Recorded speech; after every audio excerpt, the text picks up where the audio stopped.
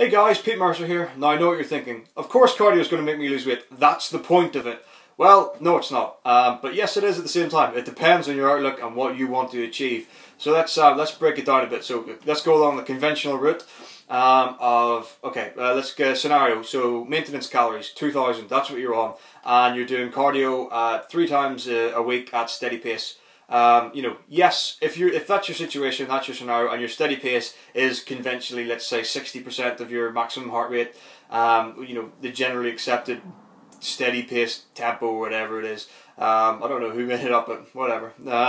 Yes, you will lose weight from doing that. So, of course, yes, cardio can make you lose weight. But let's say that you don't want to lose weight, but you still want to do cardio. For example, on a bulk. Lots of people seem to be going on a bulk at the minute. I don't know if they're following the big trends, the Mad August, Chris Jones thing, whatever. It's entirely up to them. But a lot of people seem to be going on bulks. And let's say there are 2 schools of thought. Let's just say, because I watch other stuff or whatever. Chris Jones doesn't do any cardio.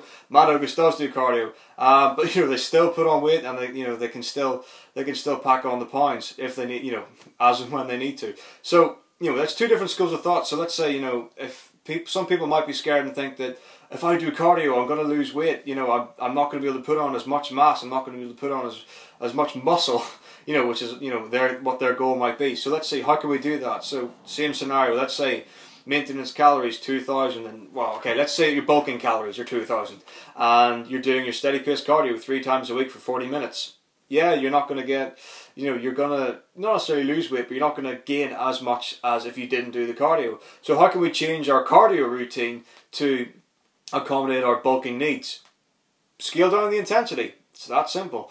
So let's say you're running steady pace. You're running at 60% of your maximum heart rate. Scale it down to 40%. Scale it down to 30%. Just because you're going out running or cycling or on a rowing machine or whatever doesn't mean that you have to stick to arbitrary numbers. To lose weight. You don't have to run to lose weight. You don't have to run.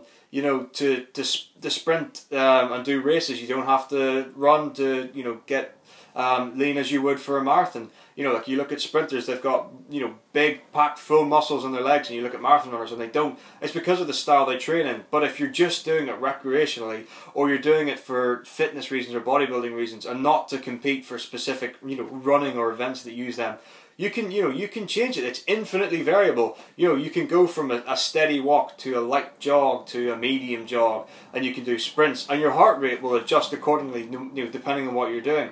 So if you're going on a bulk and you say, well, I can't do cardio because I'm going to put on weight, you're going to get less fit. And if you want to stay fit and you want to stay as lean as possible, not try and restrict as much fat, if you're going to go over your calories, you're going to put on fat. It's going to get stored that way. There's nothing you can do about it. That's the way it goes. But you can at least help yourself a little bit by doing cardio.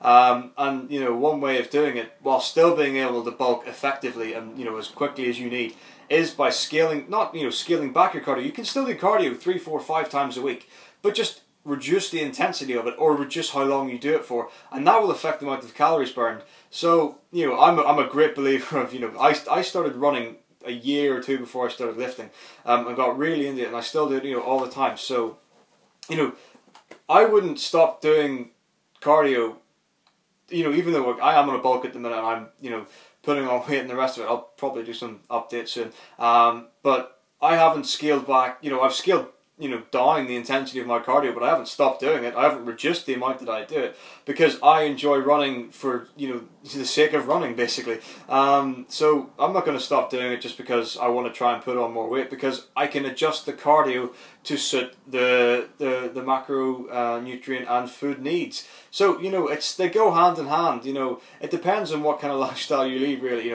If you're prepping for competition and you hate doing cardio and you hate running, you don't have to do it. You can do it with the numbers in your food. Obviously you really should incorporate cardio at some time. It'll help. But if you can get by on tiny amounts of food, that's one way you can go, or that's an approach you can lean more towards reducing your macros. Whereas if you love doing cardio, you can just ramp that up and you'll be able to eat more and do that. So it really depends on you and what you want. So if you want to put on weight, you can still do cardio and not lose it, or and lose the gains that you're putting on. So think about it. It's something. If you want to do it, you can do whatever you want. If you want to do the cardio, do the cardio. If you're, if you don't want to lose the mass and you're convinced it's going to happen, then, you know, don't do it. But you can, if you want to, you can adjust as necessary for whatever your goals and your needs are. That's what I've done. You know, I still do cardio 5 times a week. Some people, you know, don't even do cardio 5 times a week when they're preparing for a competition. But I'm still putting on weight because I'm, you know, thinking about it, using my head. That's the whole point. So there you go. You know, cardio. You don't have to lose weight if you don't want to. So that's it. I'm Pete Mercer. Take it easy.